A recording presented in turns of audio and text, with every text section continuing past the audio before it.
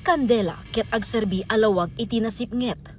Ngemita, dagito ya kandela ti simbolo ti panangilagip kadagiti pimusay gapo iti acquired immune deficiency syndrome wenno AIDS ken mangibagi kadagiti agtultuloy a lumablaban kontra iti human immune deficiency virus wenno HIV. Ditoy probinsya nakikaysa iti International AIDS Candlelight Memorial nga daan ti tema a We Remember, We Rise, We Lead. Paset pa iti programa ti Human Ribbon Formation amang simbolo ti nag-iget nga HIV/AIDS awareness. Indaulwan daytoy ti Provincial Health Office ken Department of Health Provincial Office ang nakipartisiparan dagiti national agencies ken dadumapay a grupo.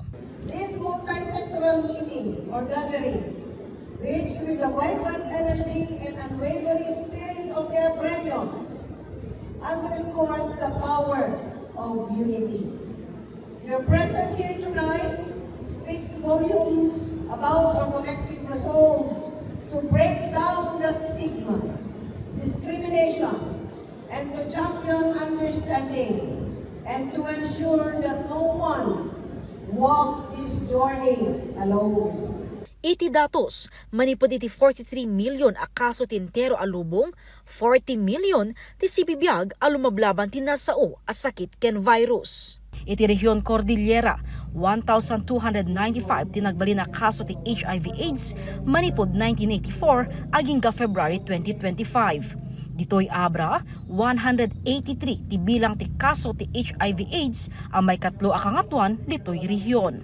Dagiti ili ti Daguman, Langiden ken Likwan Baay, tinabatbati nga ili iti probinsya nga awanan record ti HIV/AIDS. So as you all know, there are 4 modes of transmission to the HIV. Okay, number 1, needle prick injury. Second, intimate contact, sexual intercourse. Okay, vaginal and anal intercourse. Magaalis ni dyan. Number 3, transmission from the infected mother to a NDI ALT baby. And third, also rarely, transfusion of blood products contaminated with the HIV virus. Basar pa iti record, men who have sex with men wenno MSM ti adaan kangatuan a porma ti panakayakar ti HIV ken dagiti agtawen ti 25 aging 34 iti kaadwan a makaptan ti virus. So one important thing siguro kailangan ubrayan tayo is we fight and we take out the stigma that beset the patient with the HIV virus. Kanay pasyente na adda HIV na. So there is simply no room for discrimination. Okay?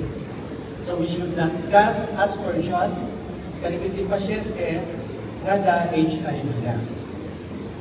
And on the other hand, we should focus all our attention so that we can finally cast this virus into oblivion. HIV is no longer a death sentence, but only if we face it with knowledge, with compassion, and with collective will. Prevention begins with awareness. Testing saves lives. Ending stigma opens the door to healing and support. No one should feel shame for seeking help. Let us teach our children, protect our communities, and speak with truth and without fear. Together, we can stop the spread. Together, we can honor the past, and more importantly, we protect the future. Iti probinsya, maipaay ti libre at treatment kadagiti HIV patients. Naipagunam-gunam me ti kinapateg ti HIV early testing ken screening gapota babaen iti daytoy ket mabalin a malapedan ti panagpangato pay ti bilang dagiti maapektaran ti nasao a virus. Jessica Boreta, Balitang Solid North.